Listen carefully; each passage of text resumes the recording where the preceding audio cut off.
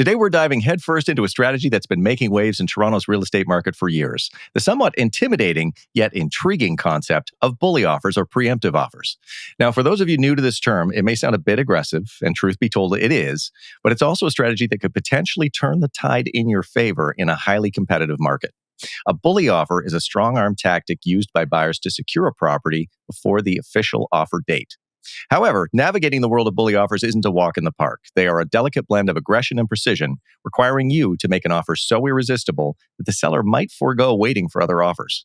So while bully offers can be an effective tool to secure a property, they must be handled carefully. They're not a one-size-fits-all solution and should be used judiciously, keeping in mind the potential pitfalls. We're going to look at bully offers today, strictly from the buyer's perspective, as they have different pros and cons for a seller. Here we go.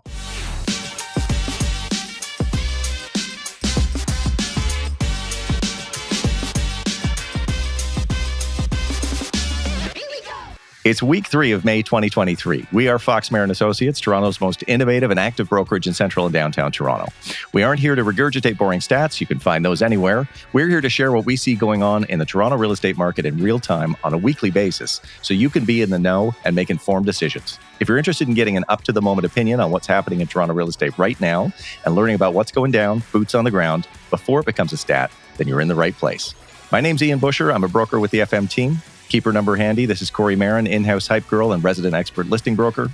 And a good man to know, Mr. Ralph Fox, our analytical, investor-driven macro picture watcher.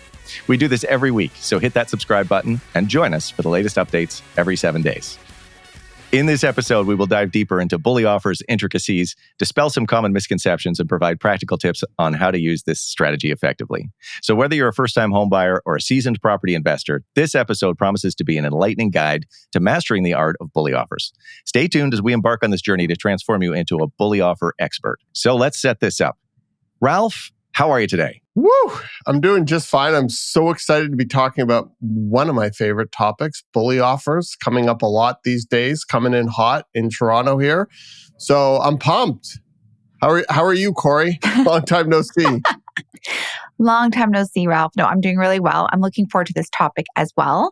I think it's going to be very interesting. And I just want our viewership to make sure they know that we're talking about bully offers strictly from the lens of the buyer, not bully offers from the lens of the seller. So we're going to talk about how to make bully offers work in your favor as a buyer in such a hot market. Yes. Agreed. Thank you for making that very clear. We will talk about bully offers and sellers in a separate episode, so watch for that in the coming weeks. Right, Kori?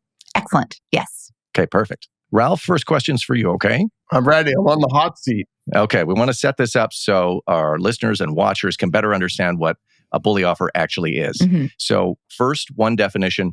Ralph, can you please take us through what an offer date is? So an offer date is when a seller brings their property to MLS and they have a specific marketing period with which they theoretically will not be accepting offers for. So typically it's between 7 to 10 days. Typically a property comes out at the beginning of the week and then they receive offers or will be willing to accept offers on a specific date and time on the following week. The idea is to expose the property to get as much market exposure as possible in that marketing period, and then to accept offers on that date, hopefully in the seller's eyes, selling it higher than the list price, knowing that they had priced it lower than market value or their expectations in which they were hoping to sell the property for. Awesome. Thank you. Kori, another definition, but over to you. Okay. Can you explain for our listeners and watchers what broker remarks are in an MLS listing? Yes. So when you look at realtor.ca or other applications out there like House Sigma or any of the other property search apps, you as a buyer that is not licensed does not have access to something called broker remarks. The only individuals that have access to the broker remarks are licensed realtors in Ontario.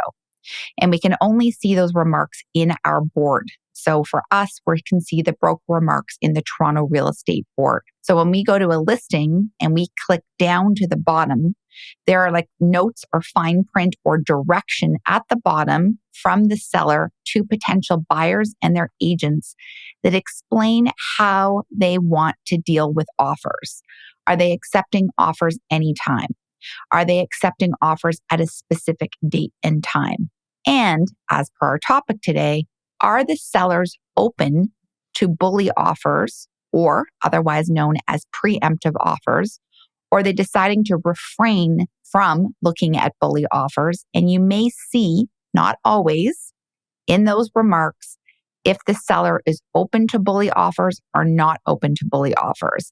And this is a very condensed amount of information that's at the very, very bottom in tiny print that we have to read thoroughly. And then in addition to those remarks, which may sway a buyer if they can or cannot bully offer, or when they cannot offer on the property, there may be, in addition to that, a form called the Form 244, I believe it is. This is an actual document that is signed by the seller, and it is direction for offers. And this is written direction to their agent or potential buyers as to how the seller wants to deal with offers. So they have various options here once again. They can accept offers anytime. They might choose to accept offers at a specific date and time. They may be open to receiving a bully offer or preemptive offer, or they may not be open to receiving a bully offer or a preemptive offer. And this direction is signed by the seller and may or may not be attached to the listing. So these are little clues for the buyer agent and their client to look at when they're addressing if a bully offer in advance of the offer date, as Ralph just described, is something they may or may not be able to explore. So we're hunting for these little clues. And then my last caveat in regard to this is, regardless of direction, whether it's in the notes or if it's in the Form 244, sometimes buyers and their agents do whatever they want regardless of direction. So, True. As much as we're trying to describe the process and set everyone up for success, it can be a free-for-all out there, and there's a complete disregard for these specific directions in the broker remarks. Did I explain that well? Yes, very well. Thank you. Excellent. Yeah, there are some cowboys out there who will treat this like the Wild West, but for the most part, everything you said is basically how it goes down, right? Yes. Yeah. So Ralph, back over to you, back on the hot seat, sir. Can you explain for us, to set this up a little further, what a seller's market is and why that's relevant when it comes to bully offers? Yeah, that's a great question. So the only real scenario where you can have a market performing like the way it does in Toronto, where you have marketing periods or an offer date, is where you have a lot of buyers, more buyers than there are sellers, meaning more demand outstripping supply, which is a common theme in the Toronto real estate market. A seller's market really means that the sellers have the power, or the balance of power is heavily on the seller side, because they have what people want. They have that rare asset, which is a property in Toronto. A seller's market, a way to define it is, if you look at days on the market, if you have a market that sells less than 4 months, it's considered to be a seller's market. Anything between 4 to 6 months is a balanced market, and anything 6 months or higher is a buyer's market. And so we are always very much under 30 days in the Toronto market, depending upon the time of month or year.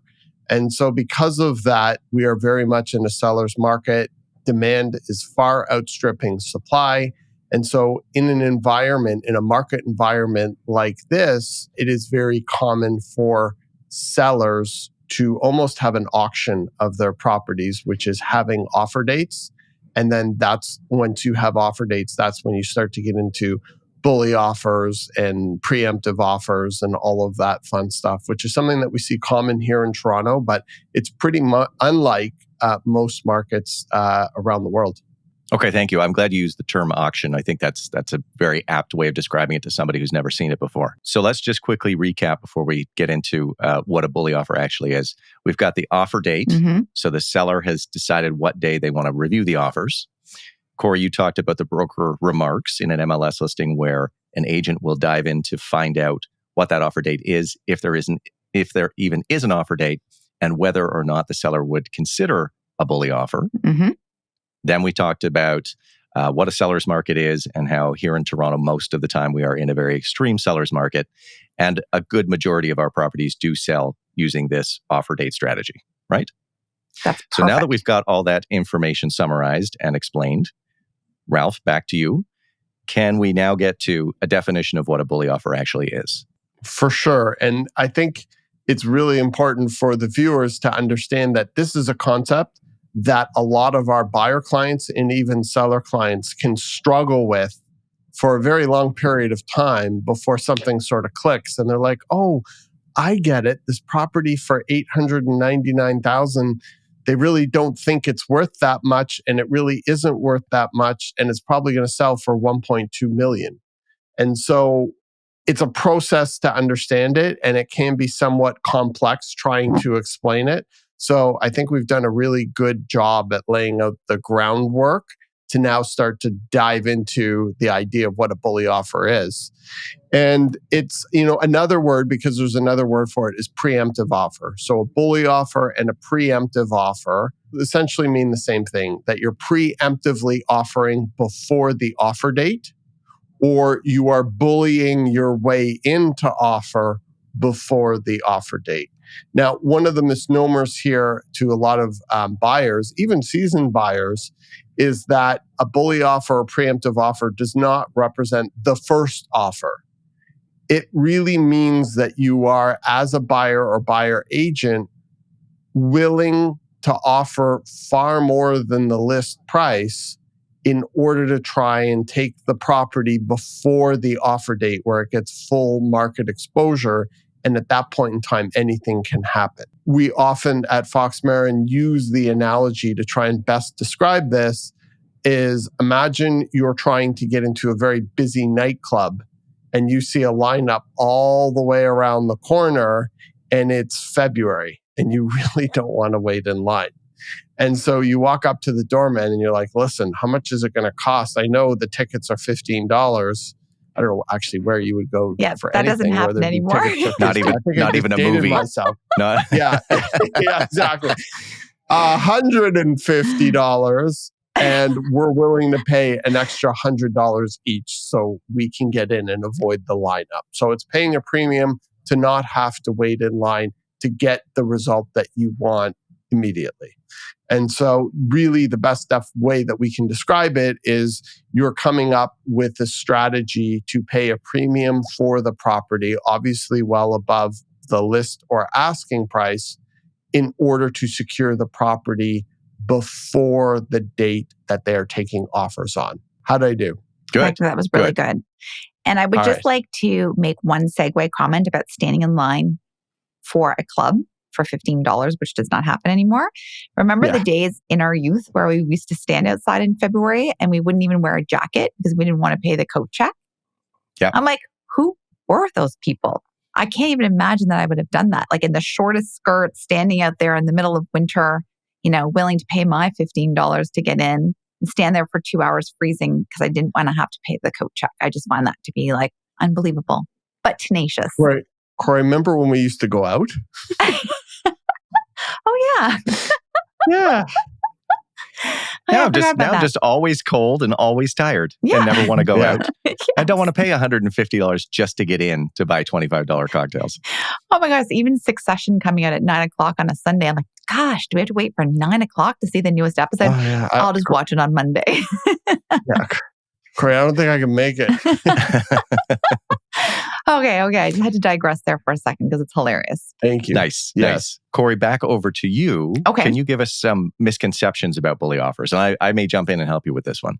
Okay, yes. So I think Ralph did a really good job describing what a bully offer is. And I think that one of the misconceptions is that people think because they are the first offer, that means they're a bully offer, which is incorrect. Correct. The second thing that happens is that buyers think that if they bully offer, they will be the only offer. And this is also a misconception. So for our viewers out there, as soon as an offer is registered on a property and the seller has agreed to view that offer, the listing agent by law must communicate with any agent or buyer that has shown interest in the property we use a system called Broker Bay for communication, but this could be done by email, by phone, by text, or through the system that we use for bookings. And a good agent will use all of those. Exactly. Right? And they are going to let the agents and buyers know that an offer has been registered. So if a buyer is choosing to do a bully offer through their agent and they register the offer, let's say this is 4 days before the offer date, then the listing agent must communicate that this offer has been registered, this bully offer has been registered. And technically speaking, they should also update the MLS listing in those broker remarks, which we also discussed. So they're going to update that fine print there as well. Mm-hmm. And by doing this, oftentimes this triggers an early offer date. Meaning that one initial offer or bully offer has now triggered communication to all of the agents and their buyers. And Toronto buyers are very sophisticated now in acting quickly and may or may not be able to respond to the fact that an early offer has been registered, a bully offer has been registered. And now what happens if the seller is open to entertaining and looking at the bully offer? They may now have advanced their offer date because 3 or 4 other buyers are able to respond to this information and also submit offers.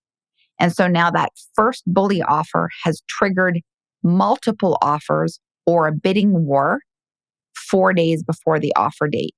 So that person who thinks, oh, I'll be the first offer and I'll be the only offer is now competing with 3 or 4 other people. They're just doing it earlier rather than later. So that's one misconception, is the fact that you're not protected as being the only offer. And then another piece to this is that bully offers, or the bully offerers, if that's a word, always assume that their bully offer is going to be presented to the seller. And the seller, depending on the direction they give to their agent, in writing, it should be in writing, the seller might choose not to look at any bully offers. And it doesn't even matter what form they've signed. It doesn't matter how all of the fine print has been pre-written. The seller can give direction as to whether or not they want to look at a bully offer. So just because one gets submitted or registered doesn't mean the seller wants to look at it. And so I think a lot of buyers just assume that the seller will entertain it, but they might not, because generally speaking, it's in the seller's best interest to wait to their offer date to look at offers and not entertain a bully offer. But we'll talk about the seller's perspective on another episode. I think I explained those two. Those are my misconceptions. Ian, did you want to add to those? Yeah, I was just going to throw one in here, and I put it into conversations with new buyers when we get started. And I'm explaining what Bullies offers are, because you're likely to, witness someone else doing it, or you may wish to do it going forward. I always want to reinforce with buyers that just because it's more than the list price, that doesn't necessarily just make it a bully offer. Mm-hmm. And to give you a ridiculous example, working with a new buyer who's super eager, and they say, "Oh, I found this one." And Ralph, to use your previous example, it's listed for $899.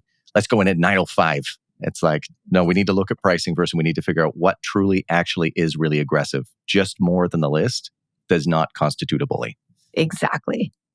So that's a ridiculous hyperbole example.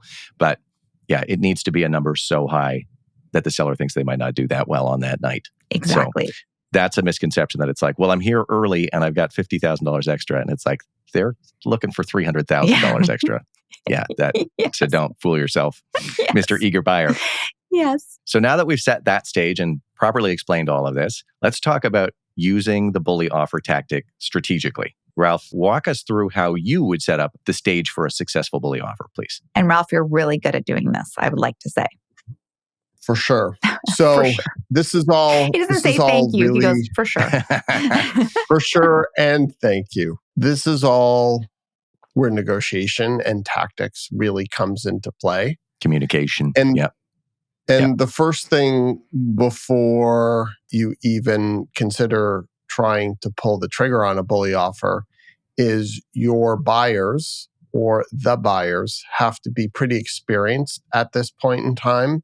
In most instances, they probably lost out on this process in a couple past instances so that they understand how it works. And they're at a point where I get it. I just need to figure out how to get this done. And that's the only mentality you're going to have if you're going to be successful as a buyer on a bully offer, which we're not suggesting is the right situation or circumstance for every client or every property.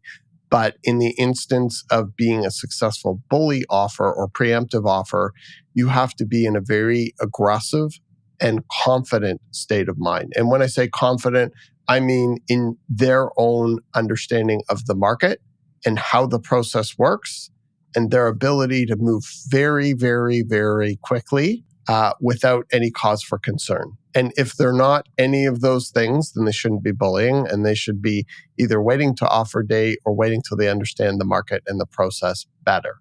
But presuming that they're at that point of experience and mindset, and they see a property that they really like, and they recognize that it's underpriced, and they recognize what the actual value range of the property is, and within limits they're willing to pay a premium for that, then and they have all of their finances and a deposit ready to go and everything else that would be required of a buyer to move very quickly and efficiently. If they're in that mindset and in that position, then at that point, it's actually worth trying to see if you can execute a preemptive or bully offer. The worst thing an agent or buyer can do is just shoot an offer in and hope that it sticks. Mm-hmm. But we can talk about that It's a big later. no-no. Yeah. So this is really where an agent, a strong agent, comes in, and they really try and elicit a conversation with the seller agent, A, to create rapport, but B, to ask some tactical questions to understand or try to get a sense, if possible, as to what the seller's expectations are, and to see if they can get a number out of the seller or the seller's agent in terms of if they were to accept a preemptive, what number would work. And so typically when we get down to the conversation, I'll frame it as, listen, I've got very experienced clients. They have a very good covenant. Finances should not be an issue with offering on a property in this price range. We really like the property. We're ready to go. This isn't a negotiation, because if it was a negotiation, we'd wait to offer day or thereafter. This is really just to see if we can move quickly and get something done within a matter of hours, presuming that we can make something that works for the sellers and create a true win-win for everyone. So the first real thing that you're trying to do as the buyer's agent trying to create a bully offer scenario is to see if you can get that number. If you can, great. Then you tell the agent you'll get back to them and see if you can work it out with your buyers. And if you can't, then you start to try and throw out some numbers verbally, starting on the lower side, to see if verbally you can arrange something. So as the buyer agent, you're trying to verbally come to an agreement between all parties with the understanding that the sellers are available within a certain time window, because again, it's not just structuring the deal that works for all parties. You also really want to come in with a tight irrevocable. So an irrevocable is when you sign an offer, that offer isn't good for forever. It has an expiration date. The tighter the irrevocable, when you submit a preemptive, the tighter the timelines it takes for the other agent, the seller agent, to try and elicit other offers. Because you don't want to be in the position where you've negotiated verbally a preemptive or a bully offer, you've submitted that offer, and now all of a sudden you're in a bidding war because two other people have submitted offers. So you want to come in without conditions at an agreeable price and close date. You want to meet everything that the seller is actually looking for. And then in advance of that, you want to do it in as tight of a timeline as possible so that you're decreasing your market exposure and you have the ability to get the deal done. You want to come in fast and hard. And so sometimes if it's 10 o'clock in the morning and you're having the conversation, but you know the sellers are working and won't be available till, let's say, 6 o'clock, then you'll wait to submit it till 6, and you'll try and structure it where you give like a 30-minute or hour-long irrevocable for them to sign and get it done before anyone else can join the party. And so it's a conversation that you're having in good faith with the listing agent to see if you can create a scenario that works for everybody. And if your offer is good enough and strong enough, they are going to want to honor that theoretically and protect that. Yes. So what I hear you say, Ralph, and I know you're the king of doing this, is that you are hashing out the agreement for both parties verbally. And Correct. You know already that the seller would find it agreeable and your buyers will find it agreeable. And everyone is happy to put pen to paper at a specific time of day at the price with any of the additional clauses, close date, conditions, deposit amount, price point, so that it's almost a shoe-in, a known that the seller will accept it as is, as verbally hashed out in advance. Correct. If you just shoot in an offer, you're not really doing any favors for your client because you don't know really what the seller is looking for. And now it could end up even starting a bidding war, which is the last thing that you wanted to do by trying to see if a preemptive offer was even possible. Yes. Well, I was just going to add to your list, Kori, you've also in that conversation confirmed that the sellers are available and ready to sign. You can have this whole conversation, but they might be at a wedding, right? Or otherwise, or traveling on a plane. Yeah. So you want to make sure. Or at work. Or at work, exactly. So if you do get that tight irrevocable, 6 p.m. Yeah, you want to make sure that they're around to respond. As I suggested earlier, but that's okay. Yeah. No, I think Kori was just like saying, we're confirming this and this and this and this. And I was saying, and also confirming they're around. Yes. Make sure they're there to get this. So for sure. Okay. That makes so much sense. I think we should go over this list again too. Basically, by everything that we're saying that you should do, I'd like to talk about what you should not do and what we've seen agents do that doesn't work. Yes. So what should we not do if we want to execute a bully offer? I'm happy to jump in here. Okay. So we've already addressed this. I feel like this is a good lesson for rookie agents 101 when they're like, how do I do a bully offer? I'm like, I hope you're listening to this podcast because don't do these things. Okay. One is, as Ralph mentioned, and Ian, I believe you also addressed, just shoot in the offer at random. So I cannot tell you how many times we've listed a property and I will check my phone, at 5, I get up very early in the morning at 5 o'clock in the morning, and 2 agents have submitted a bully offer overnight. And they'll just be in my inbox. There'll be a PDF and it'll be like offer on 123 Main Street. And I'm like, what? You don't know who they are.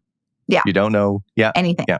And haven't had a conversation with them. Never had a conversation. Terrible price, terrible paperwork. Maybe there's even a condition. Conditions. Yeah. Maybe there's a condition. And so I'm like, this is just a dead offer to me. Like these people are dead to me. Like instantaneously, I'm completely judge them as for their incompetence. And I'll reach out to them right away and say, thank you very much. I'll let the seller know because I have to let them know that this happened, get written direction from them. But I would say 99.9999999% of the time, we will not be looking at those offers. And so I will reach out to the agent in writing and probably call them as well and let them know, thank you, but no thank you. See you on offer date.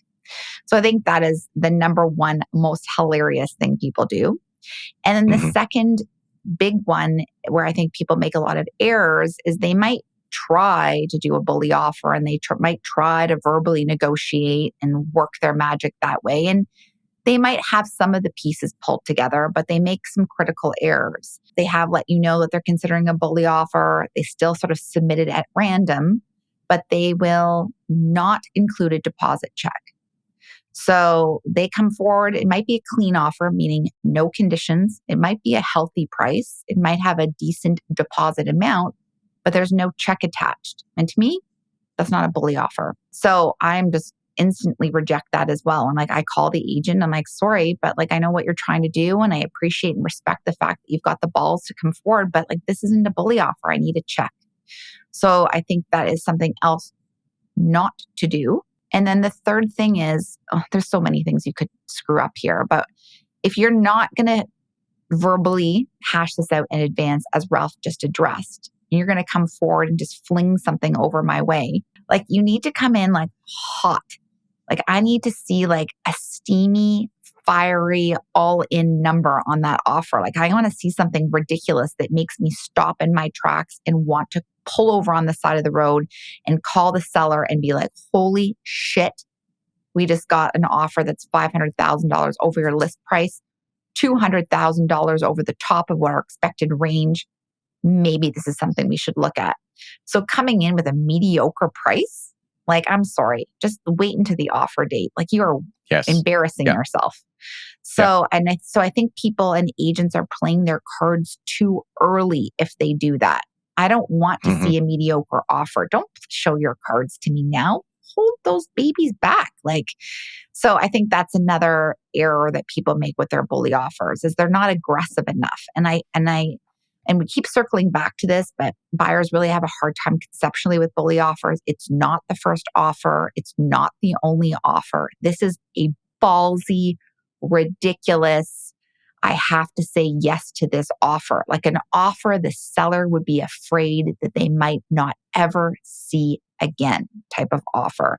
That is a bully offer. And that only can come from buyers that have gone through the motions and have the experience and the tenacity. This is a legitimate question for the two of you because I think it has value. If someone is submitting a bully offer to us, and the price seems significantly higher than what we've determined the market value is, I would actually like a little information about your people as well and their financial covenant, because we might be concerned about this deal being able to close because of appraisal issues too, right? So I would throw that out there as, don't keep your people a mystery if they're being really super aggressive. Yes. Tell me a little bit about them. And that might be part of the conversation that Ralph mentioned before. Yeah. But if you didn't have it in there, maybe a little bit of here's what they do for a living. Here's their LinkedIn profile, for example. These people can easily afford to go beyond market value in this case. They're all and cash you should buyers. feel comfortable. Yeah, you and your sellers should feel comfortable accepting this. So tell us a bit about your people. I think add that in there. Don't be a mystery. I love that. And I also wanted to add, and this kind of goes back to how to do the offer correctly. But another big up, excuse my language, audience is you've hashed everything out in advance, just like we discussed. You're coming in hot. You have no conditions. You've got the check. You've done everything right. You know the seller's going to accept your offer, but then you give a too long of an irrevocable on that offer. Yeah. So you've given too much space for the selling agent, as we talked about, to try to elicit additional offers. And if you give more than like an hour and a half, there's a high probability, especially now that we have electronic signature. And as I mentioned, buyers are sophisticated now and they know they need to be ready to respond. There's a high probability you're going to end up competing. You're going to end up competing with other people, even though you're trying to be the bully. And sometimes in those situations, actually oftentimes in those situations, when it triggers a multiple offer response, the first offer, the bully, ends up losing and somebody else outtakes them. Yeah. So a long irrevocable is a big screw up. You got to come in very tight. And as we've mentioned, and I don't mean to keep repeating it, but like you've already hashed this out with the agent, you are going to send the paperwork at 6:00 because you know the seller will be able to respond to it before 7 p.m. As an example, you give them 1 hour. That is a tight irrevocable. And that is not a lot of time for other people to respond. So I think that's another critical big mistake. I think one thing that's really important to understand, especially if you're looking at purchasing in Toronto, it's really important as with any real estate transaction, but I can see it from the Toronto lens especially, is to hire an agent that understands and works all the time in the Toronto market. Mm-hmm. And the reason why I'm saying this specific to this instance is it's oftentimes that we see out of town agents that come in thinking, True. well, in London, Ontario, or Sarnia, or wherever I trade, we give 24, 48-hour irrevocables. That's commonplace. And then they come into Toronto and they try and offer on a property for a client, and they give 24 or 48-hour irrevocables on a bully, and we're laughing on the listing side because it's like, sure, take all the time you want. And oftentimes 3 or 4 offers come in and we can leverage that offer. And so it's really important, not just thinking about the mechanics when you're offering on a preemptive offer to offer with a tight irrevocable, but it's really important to have an agent that understands the market in the area that you're looking to purchase, not someone's friend or brother who's going to give you a kickback from London, Ontario, or something bizarre like that. Because Muskoka. an experienced Toronto Bradford. agent will know on a great property, 45-minute irrevocable, 1-hour irrevocable, Yeah. this is how we get this done. And oftentimes when we see buyer agents who are not best served by their agent, it's typically because they are agents from outside the city who just don't understand how this market works. And they're often on the losing side more often than not on offer scenarios or even on purchases. Mm-hmm. And so just something to be very cognizant of if you're watching this and you're thinking about who you should have representing you, it should definitely be somebody who understands and is familiar with the market. That's Absolutely. a really good point. I have to throw this out there. Did you guys watch Breaking Bad? I did. Of course. Do you remember the gangster Tuco? Yes. He would always try the product and he would snort it and he would go yes. tight. So I have a friend and we have this joke and it applies here, but keep your irrevocable tight. Yes. Right? It's a So tight. just, yeah. So if you're going to submit a bully offer, keep it tight. Irrevocable should always be something that buyers and their agents should be considering, whether it is in a multiple offer scenario, a bully offer, or just a regular straight up negotiation, because Mhm. they are part of your strategic plan. And I don't think a lot of people actually have the finesse around the timing. And I'm segueing here slightly, but just as an example, if you're going to be offering on, and this is where it actually is very handy in the bully offer scenario, this is where nighttime bully offers can be very smart as well. If we want to talk about best practices, is if you are offering in the evening after banking hours, but you already have your deposit check, you're already one step ahead of anyone else that may or may not be able to come to the table because you've got your check, because you prepared it in advance. Whereas if you are submitting and negotiating, beyond 7 o'clock, 8 o'clock when no banks are open, the other competitive offers and buyers will not be able to score a deposit check. So you're already like one step ahead. So your timing in all of this is very, very key. And so those evening times, post-banking hours, assuming you already have your check, can be very valuable. Absolutely. And that's why we often will get a notification from Broker Bay at 7 or 8 p.m. on a Friday or Saturday that says, bully offer has just been registered for such and such a property. If your client has interest, please let us know right away. Yes. And I'm glad that you went first. We were stepping on each other there for a second, but I'm glad that you went first and said that, because my tidbit for buyers was, let's say you look at a property on Wednesday and it's beautiful and you want it, but you just don't have the budget or you're not quite ready to bully. I might suggest to you that you go and get a deposit check in case somebody else starts a bully on Friday night, and you actually have that deposit check at the ready. Such good advice. Right? So just maybe don't be the aggressor, but if you don't think you're going to need those funds for another property over the weekend, go take them out in the form of a bank draft made out to the right brokerage. Just in case on Saturday night somebody else kickstarts this thing, you can still be submitting and you can still be aggressive and have that check with you. Yes. That's great advice. So, yes. And I just actually bumped into a listing agent on the sidewalk yesterday at a property out on the East End. And she has a lovely, beautiful listing that has that ability to make that emotional connection. And she was saying they had received a bully offer on the property over the weekend. And she said within an hour, there were 3 other agents willing to compete against that bully offer. So that goes to show you how many people, the sophisticated agents and buyers that work and live downtown and understand how this market goes, they're ready to get their ducks in a row. They know. Yeah, they know. So I thought that's just an interesting anecdote on the side to speak to what you said. Yeah. Even if that agent is at a wedding or on a plane, they're going to do their damnedest to get you in there if they know what they know, if they're a good Toronto agent. Absolutely. Yes. Yeah. I think we've kind of already covered this. Is there anything else you want to add for when we should attempt a bully offer? When we should.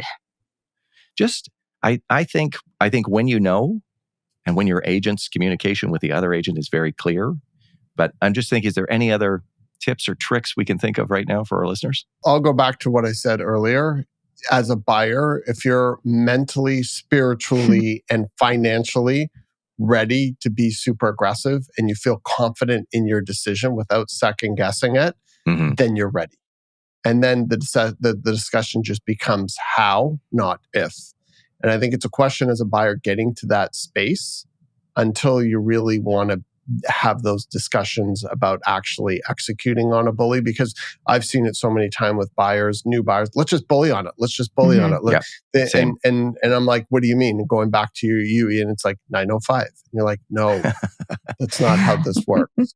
So it's really, you have to get to a certain space as a buyer. And I think that's really the key.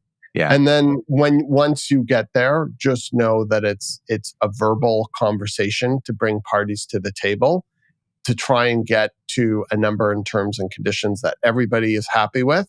And then on the buy side, as a buyer agent, get that done as quickly as possible to limit exposure to the market. Tight. I would also like to add one more thing, and we did talk about this. Even if you are spiritually, financially, emotionally ready to bully offer and you are willing to go high and pay a balls to the walls number, does not mean the seller is going to look at your offer or the selling agent's going to present the offer. So you might even be willing to go all in on it and you still will get rejected. So stonewalled. Yeah. Yeah. And as a selling agent, most of the time, I would say 90% of the time will reject the concept of a bully offer because I believe it's in the seller's best interest for us to wait to the offer date.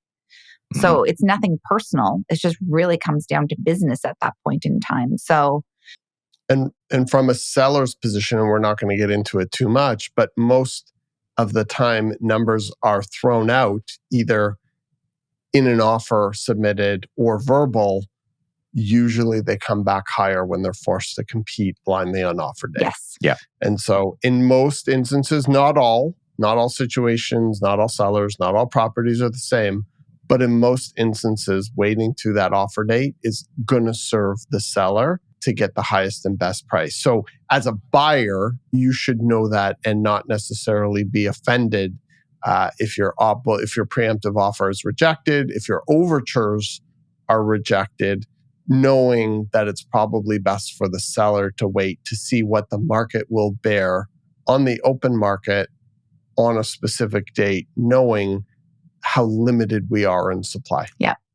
And I might say something a little bit controversial here, and I'm curious to know what you guys think.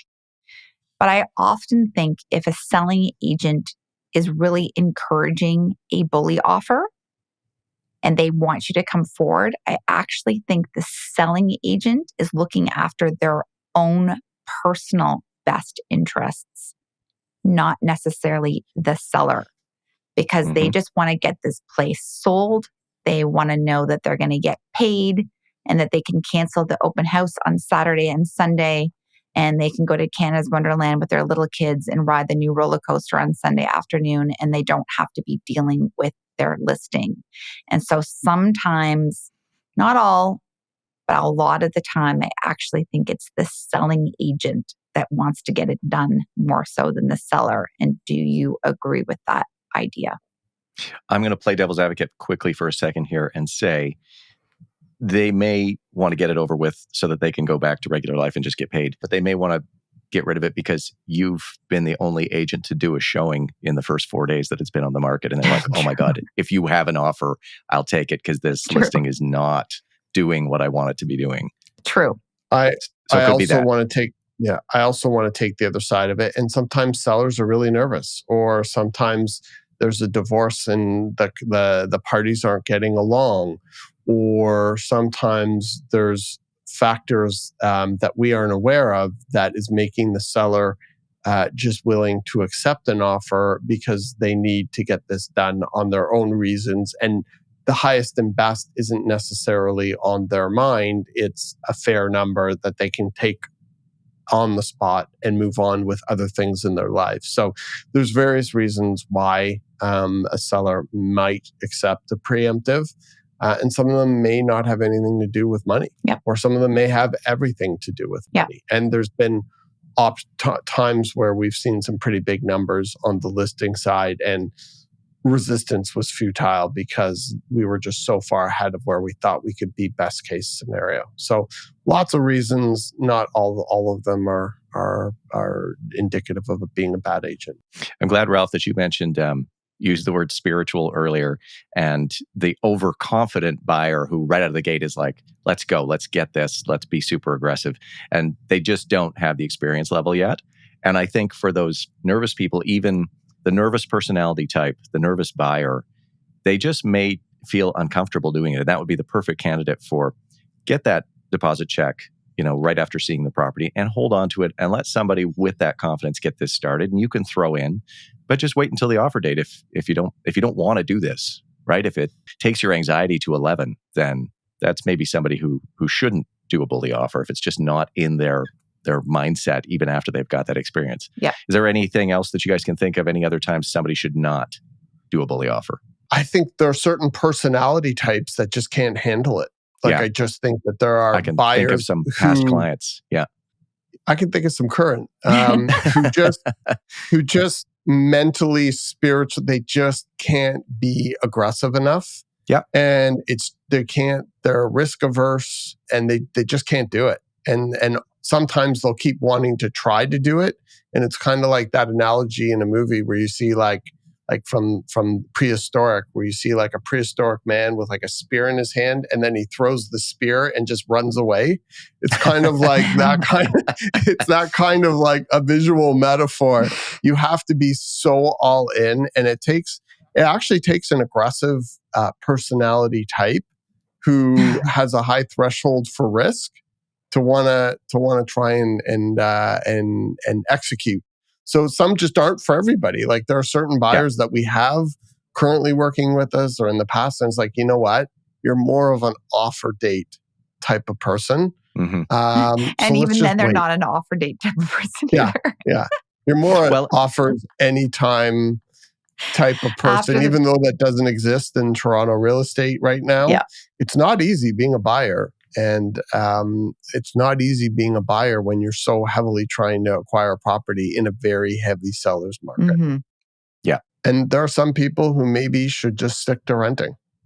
I don't believe that financially, but emotionally and spiritually, there are some people that's just where their comfort zone is. For sure. Yeah, 100%. Yeah. And no shame in that. I think also this is in tune with what you're saying. If you're going to bully offer, you have to be okay with the fact that you are technically overpaying as to what you believe it's worth on paper.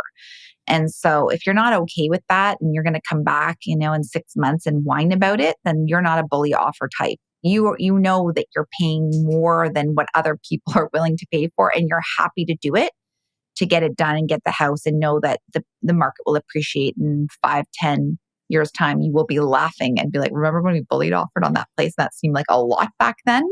So I think that's the attitude. It's hilarious because we look back at all of our clients who bully offered on a property 5 years ago, and it's laughable, that they paid an extra $12,000 or $17,000 to acquire something that's doubled in value, and all of that profit is tax-free. It really takes somebody who can think long-term and big picture and be like, well, in 10 years from now, we know there's another 1.5 million people going to be living in Toronto, and they're not buying more new houses. They're not building any new houses. So if I have to pay more than $30,000 or $50,000 to acquire this, in the bigger picture and in the grand scheme of things financially, I'm only going to benefit because this sale price will now be the next comp, and everyone else will have to deal with that going forward. Yeah, 100%. Okay, guys, I think we're getting close to the end. I think we've kind of gone really, really deep into this. Yep. I just want to ask you before we go, what are your top 3 takeaways on Bully offers? What are the top 3 most important things you think people should take away from this and remember? I'll add mine. I think the first one is that the Bully offer needs to be negotiated verbally in advance with the listing agent. And if you can hash out all those details verbally and feel that you have a partner on the other side from both the agent and the sellers themselves, then I think it's worth exploring. If you can't hash this out verbally, do not put pen to paper and play your cards in advance. Agreed. It's great advice. Keep it tight. Irrevocable is really, really one of the top 3 as well. Yep. You want to be moving quickly. You don't want to give anyone else the opportunity to get in there with you if you've managed to open this up and get it started. Exactly. Ian and Kori, are you okay if I have 2? Of course. Oh, I quit. That's it. You're out of here. All right. The first one, not everybody is able to execute a Bully offer. Not all people have the fortitude to approach a really large transaction, maybe the biggest in their life, in this manner, and that's okay. And some people do have that fortitude and character that would allow them to do it, but they have to get to a certain place where they feel comfortable in executing very aggressively and very quickly without ever second doubting it, now or in the future. And so it's really a question of, are you that personality type as a buyer? And can you over time get to that place where you feel that comfort level? And if you aren't or you can't, that's okay. You can still buy real estate in Toronto. You just need to be looking at a different type of strategy. So that's my first point. And my second one, this is really important, is you need a really strong agent who understands the market, who has relationships with other agents in the market, can guide you through this process, and can execute really, really quickly and efficiently on your behalf. And if you can have those 2 pieces of the equation, you're well on your way to acquiring a highly desirable property in downtown Toronto. Yeah, efficiently and accurately. That agent should be able to give me nice, clean, perfect paperwork too. Yes. We don't have time for back and forthing. Exactly. Everything that in our episode on how to win a bidding war applies to this particular topic as well. So go back and listen to that episode because all of those points are applicable to Bully offers. And my final point on this, because now I've added a second, is it's not a Bully offer without a deposit check. It doesn't even count. Yes. Yeah. I think we can forget the number 3. Firm. These are just the top takeaways, right? Tight, 3. Tight, irrevocable, deposit check, high price, predetermined communication with the agent, using a good agent to do this. Yes. Love it. Okay. Great summary. Top 5 takeaways. Okay. Guys, I'm gonna close this out. Is there anything you'd like to add before we finish? No, I'm good on my end. Okay. I'd just like to say, if you're watching this video and you've made it all the way to the end, then we love you. Nice. And on that note, it's clear that Bully offers can be a powerful tool in securing a property. They need to be handled with finesse, precision, and a deep understanding of market conditions. Remember, it's about more than making an offer substantially over the asking price. It's about balancing risk and reward and making informed decisions that align with your real estate goals. At the end of the day, there's no one-size-fits-all strategy when it comes to real estate. Whether you're looking to buy your dream home or invest in a potential gold mine, it's essential to do your homework, understand the nuances of the market, and have a seasoned real estate professional by your side. And as always, it's crucial to keep your financial health in check, be clear about your limits, and make decisions that are right for you. Thank you for joining us today. We hope you've gained some valuable insights and feel more confident about Bully offers and how to leverage them. Please be sure to share, like, comment below. Ralph, you want to take us home with the big closer?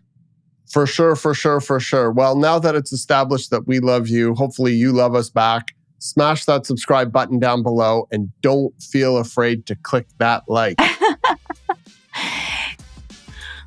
Thank like you, the everyone. big thumbs up.